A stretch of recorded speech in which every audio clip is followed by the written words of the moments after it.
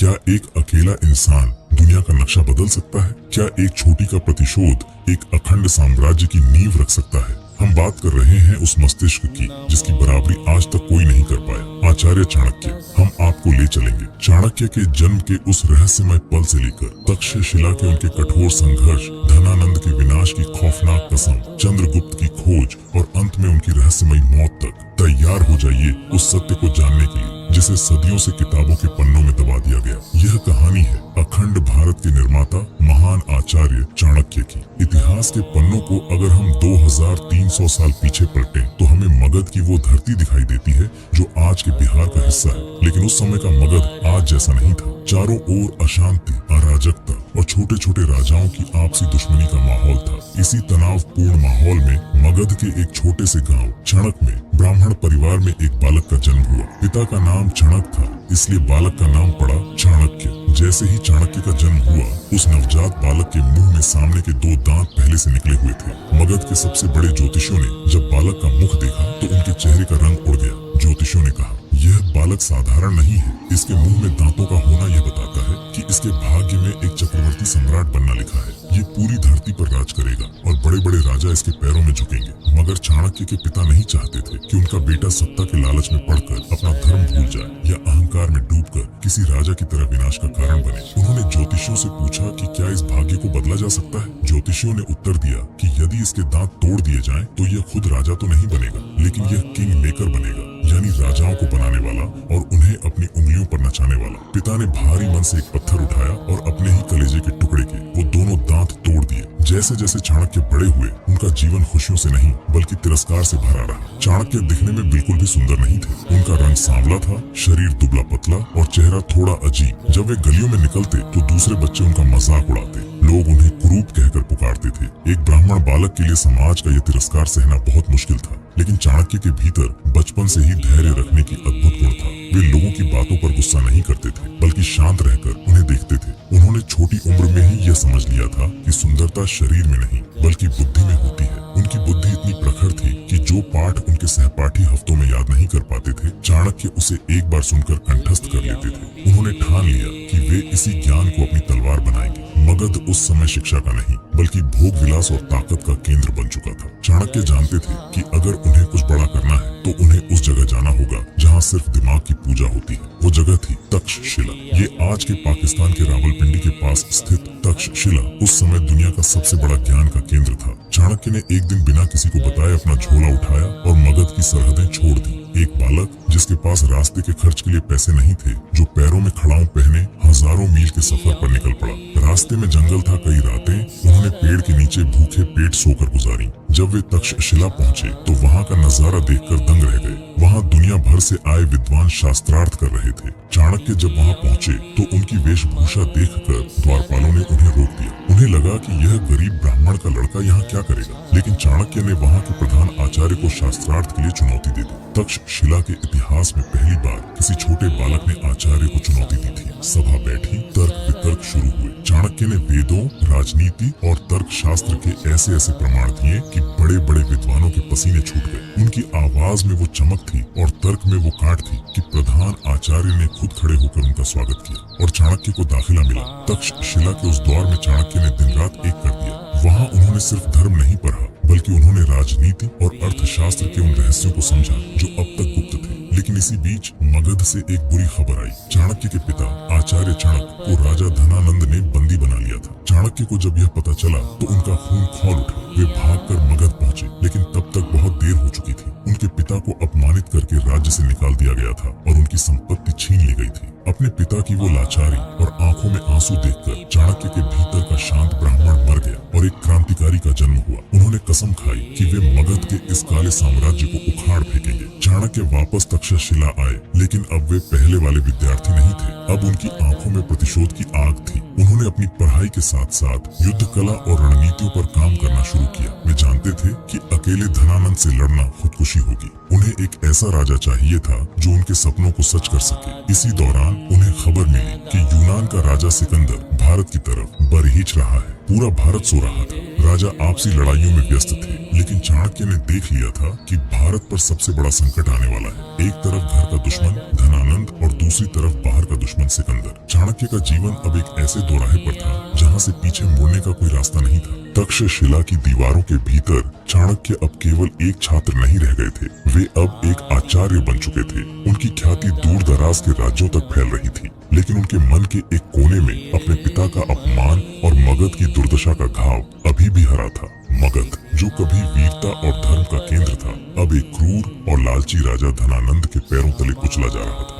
और इधर सिकंदर अपनी विशाल सेना के साथ भारत की सरहदों पर दस्तक दे चुका था। भारत के छोटे छोटे राजा या तो डर के मारे उसके सामने झुक रहे थे या अपनी आपसी दुश्मनी की वजह से उसे रास्ता दे रहे थे। चाणक्य ने समझ लिया था कि अगर भारत को बचाना है तो एक विशाल और एकजुट साम्राज्य की जरूरत है। और उस समय केवल मगध ही ऐसा राज्य था जिसके पास इतनी सेना थी कि वह सिकंदर को रोक सके। यही सोचकर आचार्य चाणक्य ने एक बार फिर मगध की ओर प्रस्थान किया। उनके मन में निजी प्रतिशोध से बड़ा राष्ट्र प्रेम था। कई दिनों की कठिन यात्रा के बाद चाणक्य मगध की राजधानी पाटलिपुत्र पहुंचे। जहां कभी विद्वानों का सम्मान होता था, वहां अब केवल चाटुकार और भोगी लोग भरे पड़े थे। धनानंद ने दानशाला का अध्यक्ष बनने के लिए एक ब्राह्मण सभा का आयोजन किया था। चाणक्य, जो एक साधारण ब्राह्मण की वेशभूषा में थे, जब धनानंद दरबार में आया और उसने एक सांवले, दुबले और कुरूप दिखने वाले ब्राह्मण को उस ऊंचे आसन पर देखा तो उसका अहंकार 7वें आसमान पर पहुंच गया। उसने चिल्लाकर पूछा, यह भिक्षुक कौन है जिसकी हिम्मत मेरे सामने इस आसन पर बैठने की हुई? इसे यहाँ से घसीटकर बाहर फेंको। चाणक्य शांत रहे। उन्होंने अपनी गहरी और गंभीर आवाज में कहा, राजा, मैं यहाँ दान मांगने नहीं बल्कि मगध को आने वाले विनाश से बचाने की सलाह देने आया हूँ। यूनान का सिकंदर सरहद पर खड़ा है। अगर मगध नहीं जागा तो हम सब गुलाम बन जाएंगे। लेकिन धनानंद, जिसे अपनी 2 लाख की सेना और हजारों हाथियों पर घमंड था, उसने अपने सैनिकों को आदेश दिया कि इस कुटिल बुद्धि वाले को लात मारकर महल से बाहर निकाल दिया जाए। सैनिकों ने चाणक्य को पकड़ा और उन्हें घसीटते हुए महल की सीढ़ियों तक ले गए। उस छीना झपट्टी में चाणक्य के सिर की छोटी, जो एक ब्राह्मण के सम्मान का प्रतीक होती है, खुल गई। चाणक्य महल की सीढ़ियों पर गिरे। उनकी आंखों में प्रचंड अग्नि थी। वह अपमान केवल एक व्यक्ति का नहीं बल्कि विद्या और शिक्षक का अपमान था। चाणक्य खड़े हुए अपनी खुली हुई शिखा को हाथ में लिया और धनानंद की आंखों में आंखें डालकर गर्जना की, धनानंद, तूने एक शिक्षक की बुद्धि को चुनौती दी है। तूने उस शिखा को छुआ है जो साम्राज्य बनाती भी है और उजाड़ती भी है। सुन, आज से यह चाणक्य अपनी शिखा तब तक नहीं बांधेगा जब तक तेरे इस घमंडी वंश का संपूर्ण विनाश न कर दे। मैं तेरे सिंहासन को जलाकर राख कर दूंगा और इस मगध की मिट्टी पर एक धर्मपरायण राजा को बिठाऊंगा। यह कोई साधारण धमकी नहीं थी, यह इतिहास का सबसे बड़ा डेथ वारंट था जो एक निहत्थे ब्राह्मण ने दुनिया के सबसे अमीर राजा को दिया था। चाणक्य उसी क्षण पाटलिपुत्र की सीमा से बाहर निकल गए। अब चाणक्य के पास एक लक्ष्य था, विनाश। लेकिन कैसे? उनके पास न सेना थी न धन। धनानंद के पास लाखों सैनिक थे। चाणक्य ने जंगल का रास्ता चुना। वे जानते थे कि महल के भीतर से नहीं बल्कि जमीन से जुड़कर ही धनानंद को गिराया जा सकता है। जंगल में भटकते हुए एक दिन चाणक्य की नजर कुछ बच्चों पर पड़ी। वे बच्चे राजकीलम नाम का खेल खेल रहे थे। एक छोटा सा बालक पत्थर के एक ऊंचे टीले पर बैठा था जो राजा बना हुआ था। बाकी बच्चे उसकी प्रजा और सैनिक थे। चाणक्य ने छिपकर उस बालक को देखा। वह बालक जिस अधिकार और न्याय के साथ बच्चों के झगड़े सुलझा रहा था, उसकी आवाज में जो खनक थी और उसकी आंखों में जो निडरता थी, उसने चाणक्य को रुकने पर मजबूर कर दिया। तभी कुछ शिकारी वहां आए और बच्चों को डराने लगे, लेकिन वह छोटा सा राजा डरा नहीं। वह अपने ऊंचे स्थान से उतरा और शिकारियों के सामने खड़ा होकर बोला, मेरे राज्य में किसी को डराने की अनुमति नहीं है। चाणक्य समझ गए कि उन्हें अपना अस्त्र मिल गया है। चाणक्य उस बालक के पास गए और उसका नाम पूछा। बालक ने गर्व से कहा, चंद्रगुप्त। चाणक्य ने उस बालक को उसके माता पिता से खरीद लिया। जी हाँ, इतिहास कहता है कि चाणक्य ने चंद्रगुप्त की प्रतिभा को पहचान कर उसे अपनी संरक्षण में लेने के लिए स्वर्ण मुद्राएं थी। अब चाणक्य के पास एक योद्धा था और खुद की बुद्धि थी। उन्होंने चंद्रगुप्त को तक्षशिला ले गए। चाणक्य ने चंद्रगुप्त को केवल तलवार चलाना नहीं सिखाया बल्कि उसे शेर का जिगर और लोमड़ी की चालाकी दोनों दी। वे उसे बचपन से ही भोजन में थोड़ा थोड़ा झड़ देने लगे। वे जानते थे कि भविष्य में चंद्रगुप्त को झड़ देकर मारने की कोशिश की जाएगी, इसलिए उन्होंने उसका शरीर विष मुक्त बनाना शुरू किया। लेकिन क्या एक बालक और एक ब्राह्मण मिलकर सिकंदर जैसे महान योद्धा और धनानंद जैसे क्रूर सम्राट को हरा पाएंगे? चाणक्य और चंद्रगुप्त अब तक्षशिला पहुंच चुके थे, लेकिन हवाओं में झरघुला हुआ था। सिकंदर भारत की सरहद के बिल्कुल करीब था। तक्षशिला के राजा आम्भी ने डर के मारे सिकंदर के सामने घुटने टेक दिए थे। चाणक्य जानते थे कि अगर सिकंदर व्यास नदी को पार कर गया तो मगध की गद्दी तक उसे नाच गाने में डूबा हुआ था। ऐसे में भारत को बचाने की पूरी जिम्मेदारी एक शिक्षक के कंधों पर आ गई थी। लेकिन चाणक्य के पास न तो सेना थी और न ही संसाधन। उनके पास थी तो सिर्फ कौटिल्य बुद्धि। यहीं से शुरू हुआ चाणक्य का वह मनोवैज्ञानिक युद्ध। चाणक्य ने चंद्रगुप्त और अपने कुछ वफादार शिष्यों को सिकंदर की सेना में जासूस बनाकर भेज दिया। उनका लक्ष्य था सिकंदर के सैनिकों के मन में मौत का खौफ और दैवीय प्रकोप का डर पैदा करना।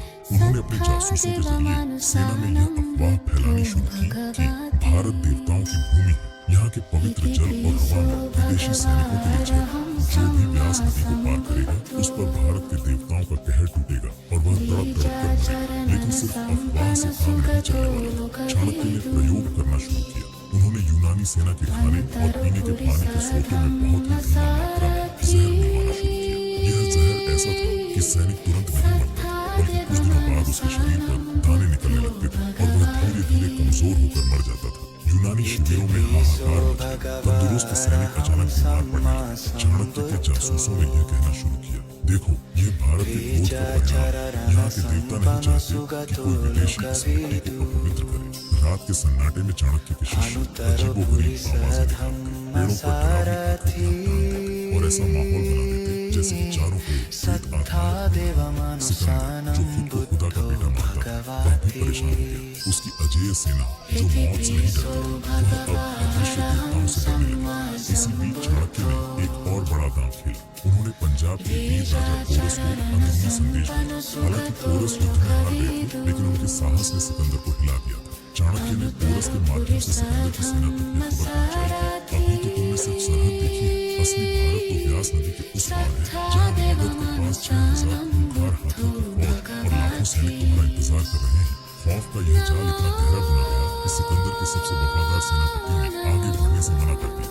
इतिहास कहता है कि सिकंदर ने अपने सैनिकों को बहुत समझाया, उन्हें दुनिया भर की दौलत का लालच दिया, लेकिन सैनिकों ने साफ कह दिया, हम अपनों के पास वापस जाना चाहते हैं। हम भारत के देवताओं और इन राक्षसी हाथियों के हाथों नहीं मरना चाहते।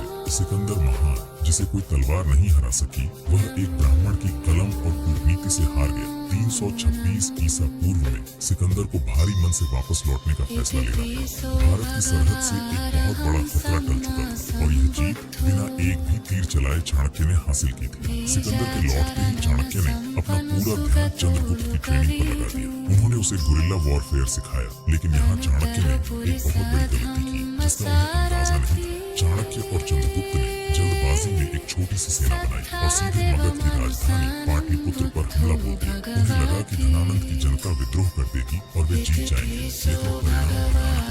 धनानंद की विशाल सेना ने उन्हें गाजर मूली की तरह काट दिया। चंद्रगुप्त और चाणक्य को अपनी जान बचाकर जंगलों में भागना पड़ा। वे हार चुके थे और भूखे प्यासे एक गांव के बाहर छिपे हुए थे। तभी उन्होंने देखा कि एक बूढ़ी औरत अपने बच्चे को गर्म खिचड़ी खाने पर डांट रही थी। बच्चा थाली के बीच में हाथ डाल रहा था और उसका हाथ जल रहा था। उस औरत ने कहा, मूर्ख, तू भी चाणक्य जैसी गलती कर रहा है।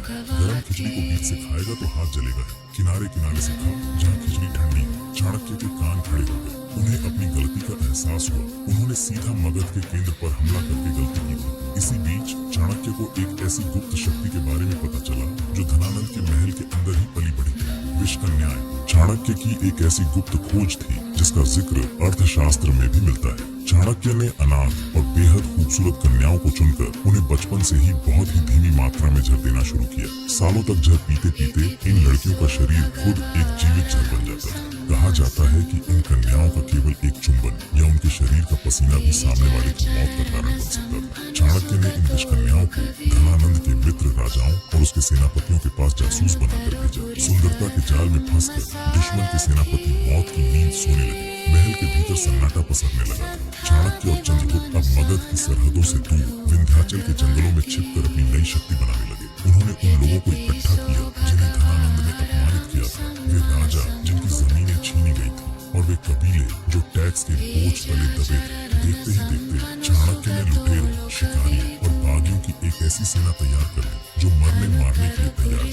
परंतु चाणक्य जानते थे कि धनानंद के पास अमात्य राक्षस जैसा वफादार और बुद्धिमान मंत्री है। इसी दौरान चाणक्य ने एक और मास्टर स्ट्रोक खेला। उन्होंने हिमालय के एक शक्तिशाली राजा पर्वतक से संधि की। चाणक्य ने पर्वतक को लालच दिया कि धनानंद के पतन के बाद मगध का आधा साम्राज्य उसे दे दिया जाएगा। पर्वतक की विशाल पहाड़ी सेना और चंद्रगुप्त की फुर्तीली टोली ने मिलकर मगध के सीमावर्ती किलों पर कब्जा करना शुरू किया। उन्होंने धनानंद के दरबार में अपने जासूसों का ऐसा जाल बिछाया कि दरबारी एक दूसरे पर शक करने लगे। अमात्य राक्षस खुद धनानंद को मारकर राजा बनना चाहता है। शक का ऐसा बीज बोया गया कि धनानंद अपने ही वफादारों को जेल में डालने लगा। चंद्रगुप्त अब 20 साल का एक गठिला और बेहद फुर्तीला योद्धा बन चुका था। चाणक्य उसे रोजाना आधी रात को जगाकर युद्ध का अभ्यास करवाते। उन्होंने चंद्रगुप्त को सिखाया था कि युद्ध में धर्म और अधर्म कुछ नहीं होता, केवल विजय सत्य होती है। चंद्रगुप्त की सेना ने मगध के गांवों में घुसकर धनानंद के खजानों को लूटना शुरू किया। धनानंद को जब पता चला कि वह कुरु ब्राह्मण अभी भी जिंदा है और उसने एक बड़ी सेना बना ली है, तो उसने अपने सबसे खूंखार सेनापति भद्दसाल को आदेश दिया कि वह चाणक्य और चंद्रगुप्त का सिर काट कर लाए। विंध्याचल की पहाड़ियों के पास दोनों सेनाओं का सामना हुआ। यह युद्ध चंद्रगुप्त के लिए अपनी काबिलियत साबित करने का सबसे बड़ा मौका था। धनानंद की सेना को लग रहा था कि वे इन बागियों को मिनटों में कुचल देंगे, लेकिन उन्हें नहीं पता था कि चाणक्य ने उस पहाड़ी रास्ते पर पहले से ही गड्ढे खोदकर उनमें जहरीले कांटे बिछा दिए थे। जैसे ही धनानंद के हाथी आगे बढ़े, वे उन गड्ढों में गिरकर तड़पने लगे। हाथियों की चीख ने सेना में भगदड़ मचा दी। तभी पहाड़ियों के ऊपर से चंद्रगुप्त और उसकी सेना ने पत्थरों और जलते हुए तीरों की बौछार कर दी। यह गुरिल्ला युद्ध था। धनानंद की पारंपरिक सेना इस अचानक हमले के लिए तैयार नहीं थी। उस दिन मैदान ए जंग में चंद्रगुप्त की तलवार ने बिजली की तरह काम किया। उसने भद्दसाल के कई प्रमुख सेनापतियों को मौत के घाट उतार दिया। भद्दसाल को हार मानकर पीछे हटना पड़ा। ये चाणक्य और चंद्रगुप्त की पहली बड़ी सैनिक जीत थी। चाणक्य ने अब अपना सबसे खतरनाक दांव चलने का फैसला किया। उन्होंने धनानंद के भाई और उसके सगे संबंधियों को चुपके से संदेश भेजे कि जो चंद्रगुप्त का साथ देगा उसे नए साम्राज्य में ऊंचा पद मिलेगा।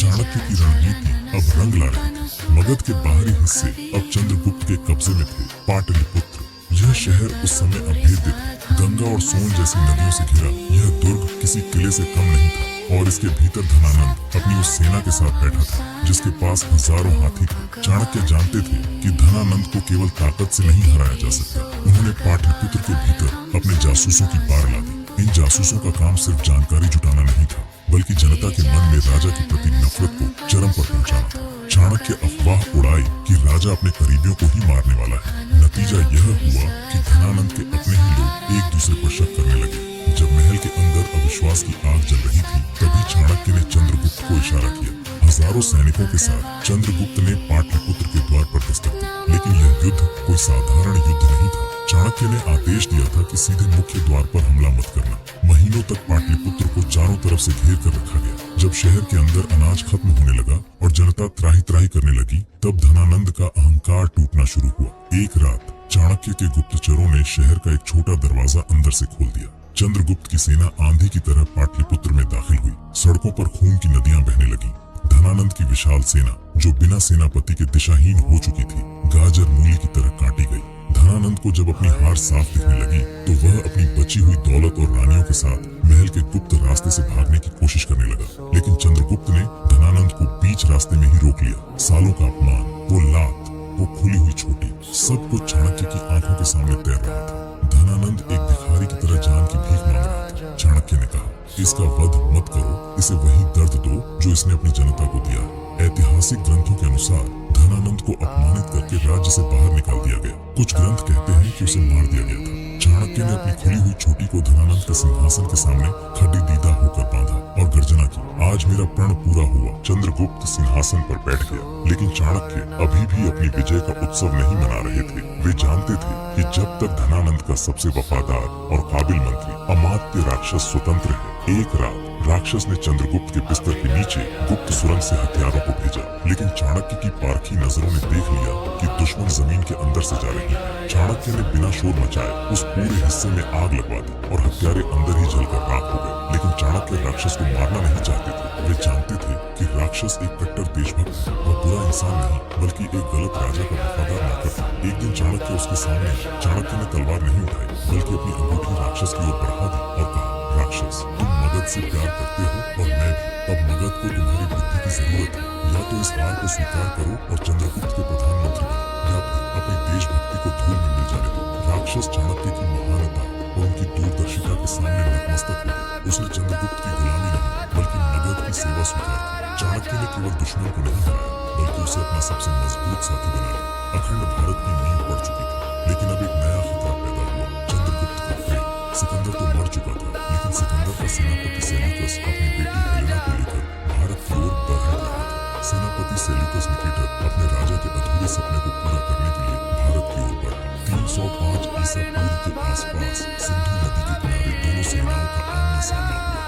सेल्यूकस को लगा था कि वह आसानी से भारत जीत लेगा, लेकिन उसे अंदाजा नहीं था कि चंद्रगुप्त की सेना अब चाणक्य के अनुशासन और युद्ध कौशल से फौलाद बन चुकी थी। चंद्रगुप्त के हाथियों की फौज ने यूनानी घुड़सवारों को कुचल कर दिया। सेल्यूकस बुरी तरह हार गया।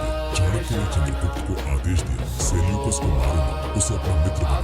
चाणक्य जानते थे कि अगर सेल्यूकस को मार दिया गया तो यूनान से बार बार हमले होंगे। उन्होंने एक ऐसी संधि का प्रस्ताव रखा जिसने दुनिया को चौंका दिया। चाणक्य ने शर्त रखी कि सेल्यूकस अपनी बेटी हेलेना का विवाह चंद्रगुप्त से करेगा। यह केवल एक विवाह नहीं बल्कि एक कूटनीतिक जीत थी। इस विवाह के बदले सेल्यूकस ने मौर्य साम्राज्य काबुल, हेरात और बलूचिस्तान, आज का अफगानिस्तान और पाकिस्तान का बड़ा हिस्सा सौंप दिया। बदले में चाणक्य ने उसे 500 हाथी दिए। लेकिन इस विवाह के साथ चाणक्य ने कुछ बहुत कठोर शर्तें रखी। उन्होंने शर्त रखी कि हेलेना का पुत्र कभी मगध का राजा नहीं बनेगा। चंद्रगुप्त का विवाह हुआ। हालांकि चंद्रगुप्त पहले से शादीशुदा थे, इसका शादी दुर्धारा से हो गया था। चाणक्य ने हेलेना पर अपनी पैनी नजर रखी। उन्होंने हेलेना को भारतीय संस्कृति सीखने पर मजबूर किया। चाणक्य ने यह सुनिश्चित किया कि चंद्रगुप्त प्रेम में पड़कर अपनी राष्ट्रभक्ति न भूले। इसी समय सेल्यूकस ने अपने राजदूत मेगस्थनीज को पाटलिपुत्र भेजा। मेगस्थनीज ने यहाँ रहकर वो प्रसिद्ध किताब लिखी, इंडिका, जिसमें उसने चाणक्य के प्रशासन और चंद्रगुप्त के वैभव का वर्णन किया। अखंड भारत का सपना अब हकीकत बन चुका था। चंद्रगुप्त और हेलेना के विवाह के बाद साम्राज्य में शांति थी, लेकिन चाणक्य कभी चैन से नहीं बैठते थे। उन्हें हमेशा डर रहता था कि कोई गुप्त दुश्मन चंद्रगुप्त को भोजन में जहर देकर न मार दे। जैसा कि हमने पहले ही बता दिया था, चाणक्य चंद्रगुप्त के शरीर को विष सह्य बनाने के लिए उसके भोजन में रोजाना धीमी मात्रा में जहर मिलाते थे। यह बात चंद्रगुप्त को भी नहीं पता थी। एक दिन चंद्रगुप्त अपनी मुख्य रानी दुर्धरा के साथ भोजन कर रहे थे। रानी दुर्धरा उस समय गर्भवती थी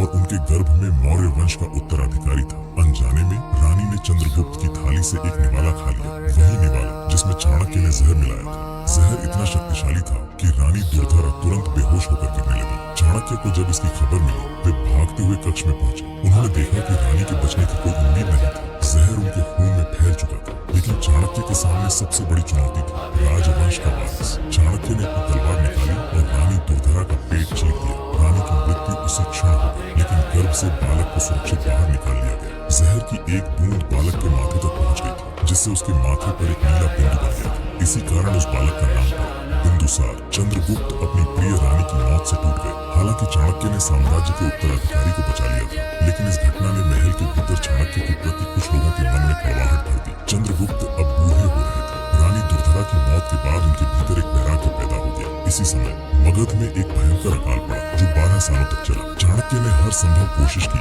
लेकिन प्रकृति के आगे सब बेबस थे। चंद्रगुप्त ने फैसला किया कि वे अपना सिंहासन अपने पुत्र बिंदुसार को सौंप देंगे और खुद जैन मुनि भद्रबाहु के साथ तपस्या करने चले जाएंगे। चाणक्य के लिए यह एक बहुत बड़ा झटका था। जिस बालक को उन्होंने अपनी उंगलियों से पकड़कर राजा बनाया था, वह अब उनका साथ छोड़ रहा था। चंद्रगुप्त मौर्य, जिसने दुनिया के सबसे बड़े साम्राज्य की नींव रखी, एक साधारण सन्यासी बनकर कर्नाटक के श्रवण बेलगोला चले गए और वहां उन्होंने संलेखना उपवास द्वारा मृत्यु को गले लगा लिया। अब सिंहासन पर बिंदुसार था और उसके साथ थे बूढ़े आचार्य चाणक्य। बिंदुसार के दरबार में एक मंत्री था जिसका नाम था सुबंधु। एक दिन सुबंधु ने बिंदुसार से कहा, राजन, क्या आप जानते हैं कि आपकी माता की मृत्यु कैसे हुई थी? उन्हें किसी बीमारी ने नहीं, बल्कि आपके सबसे भरोसेमंद आचार्य चाणक्य ने ही उनका गला काटा था। बिंदुसार यह सुनकर सन्न रह गया। उसके मन में अपने गुरु के प्रति जो सम्मान था, वह पल भर में क्रोध की ज्वाला में बदल गया। दरबार में चाणक्य का अपमान किया जाने लगा और उनके सुझावों को ठुकरा दिया गया। चाणक्य समझ गए कि उनके जाने का समय आ गया। उन्हें दुख इस बात का नहीं था कि उन्हें पद छोड़ना पड़ रहा है। दुख इस बात का था कि जिस साम्राज्य को उन्होंने अपने खून पसीने से सींचा, उसका राजा ही आज उनके चरित्र पर संदेह कर रहा था। चाणक्य ने चुपचाप अपना पद त्याग दिया और शहर के बाहर एक सुनसान स्थान पर जाकर बैठ गया और अन्न जल त्याग कर मृत्यु का इंतजार करने का संकल्प ले लिया। उधर महल में एक बूढ़ी दासी ने जब ये सब देखा तो उसे रहा नहीं गया। वह दासी रानी दुर्धरा के मृत्यु समय महल में थी। उसने रोते हुए बिंदुसार को पूरी सच्चाई बताई। महाराज, आचार्य ने आपकी माता को नहीं मारा था, बल्कि उन्होंने आपकी जान बचाई थी। अगर उस दिन आचार्य वो कठोर निर्णय नहीं लेते तो आप कभी इस दुनिया में नहीं आते। बिंदुसार के पैरों तले जमीन खिसक गई। उसे अपनी गलती का एहसास हुआ और तुरंत अपने सैनिकों के साथ चाणक्य को मनाने के लिए दौड़ पड़ा। उसने चाणक्य के चरणों में गिरकर माफी मांगी और वापस महल चलने की प्रार्थना की। लेकिन चाणक्य ने कहा, बिंदुसार, एक बार जब धनुष से बाण निकल जाए तो वापस आना असंभव है। बिंदुसार दुखी होकर वापस लौट आया, लेकिन उसने सुबंधु को आदेश दिया कि वह जाकर चाणक्य की सुख सुविधाओं का ध्यान रखे। सुबंधु वहां गया, लेकिन उसके मन में अभी भी पाप था। वो वहाँ जाकर सेवा करने के बजाय चाणक्य की झोपड़ी के चारों ओर आग लगवा दी। धू धू कर जलती उस आग के बीच महान आचार्य चाणक्य शांत मुद्रा में बैठे रहे। उन्होंने न तो चीख पुकार की और न ही बचने की कोशिश, लेकिन सुबंधु को लगा कि उसने चाणक्य को हरा दिया। उसे नहीं पता था कि चाणक्य ने मरने से पहले एक ऐसी गुप्त संदूक छोड़ी थी जो सुबंधु की मौत का वारंट बनने वाली थी।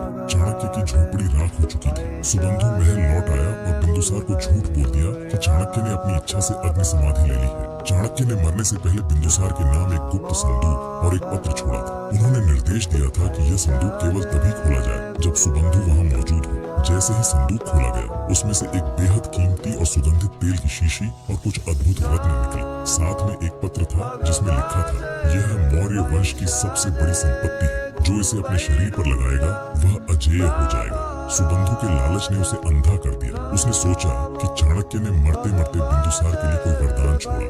उसने बिंदुसार से आग्रह किया कि वह इस तेल का परीक्षण करना चाहता है। जैसे ही सुबंधु ने उस तेल को अपने शरीर पर लगाया, उसके शरीर में भयंकर जलन होने लगी। दरअसल वह तेल नहीं बल्कि एक ऐसा धीमा जहर था जो त्वचा के संपर्क में आते ही खून को जमा देता था। चाणक्य जानते थे कि सुबंधु जैसा लालची इंसान उस संदूक को देखते ही उस पर झपटेगा। सुबंधु तड़प तड़प कर दरबार में गिरने लगा। तभी चाणक्य का एक वफादार शिष्य सामने आया और उसने बिंदुसार को चाणक्य का असली अंतिम पत्र दिया। उस पत्र में लिखा था, बिंदुसार, सुबंधु ही तुम्हारी माता की मृत्यु का सच तोड़ मरोड़ कर बताने वाला और मेरी कुटिया में आग लगाने वाला असली अपराधी है। इसकी मौत का प्रबंध मैंने पहले ही कर दिया था। बिंदुसार की आंखों से आंसू बहने लगे। उसी पत्र के आखिरी हिस्से में चाणक्य ने बिंदुसार को एक चेतावनी दी थी। मौर्य वंश का असली सूरज अभी पैदा होना बाकी है। बिंदुसार के कई पुत्र थे, लेकिन उनमें से एक बालक ऐसा था जो बहुत उग्र और निडर था। उसका नाम था अशोक। बिंदुसार अशोक को पसंद नहीं करता था, लेकिन चाणक्य के शिष्यों ने गुप्त रूप से अशोक को वही शिक्षा देनी शुरू की जो चाणक्य ने चंद्रगुप्त को दी थी। चाणक्य जा चुके थे, लेकिन उनकी नीतियां अब अशोक के रूप में पलती, जो आगे चलकर सम्राट अशोक की नींव बनेगा। आचार्य चाणक्य का शरीर राख हो गया, लेकिन वे आज भी जीवित हैं। चाणक्य ने अपने पूरे जीवन का निचोड़ दो महान ग्रंथों में समेट दिया था, अर्थशास्त्र और चाणक्य नीति। उन्होंने सिखाया कि शत्रु को केवल तलवार से नहीं, बल्कि उसकी बुद्धि को भ्रमित करके भी हराया जा सकता है। आज 2300 साल बाद भी चाहे दुनिया की बड़ी बड़ी कॉर्पोरेट कंपनियां हो या देशों की खुफिया एजेंसियां, वे सब चाणक्य मॉडल का अध्ययन करती हैं। जब भी भारत की अखंडता की बात आती है तो चाणक्य का चेहरा सामने आता है। उन्होंने एक बिखरे हुए भारत को एक सूत्र में पिरोया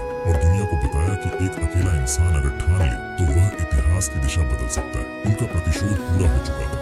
भारत को एक महान सम्राट मिल चुका था। उनकी कहानी हमें सिखाती है कि आपका रूप, आपकी गरीबी या आपका अतीत ये तय नहीं करता कि आप कहाँ पहुँचेंगे। यह आपकी बुद्धि और आपका निश्चय तय करता है। इतिहास का वह सांवला और कुरूप ब्राह्मण आज भारत का गौरव है। चाणक्य मरकर भी अमर है, क्योंकि उनका विचार कभी नहीं मर सकता। दोस्तों, ऐसे डॉक्यूमेंट्री वीडियो को बनाने में हमें बहुत समय और मेहनत लगता है। हमारे लिए आपको एक सब्सक्राइब भी बहुत मायने रखता है, जो कि आपके लिए वो सब्सक्राइब बटन बिल्कुल फ्री है। तो दोस्तों, चैनल को सब्सक्राइब कर लीजिए। अगर आपको महान चाणक्य के जीवन की यह गाथा पसंद आई तो इसे शेयर करें और हमारे गौरवशाली इतिहास से जुड़ने के लिए हमसे जुड़े रहें। जय हिंद, जय भारत।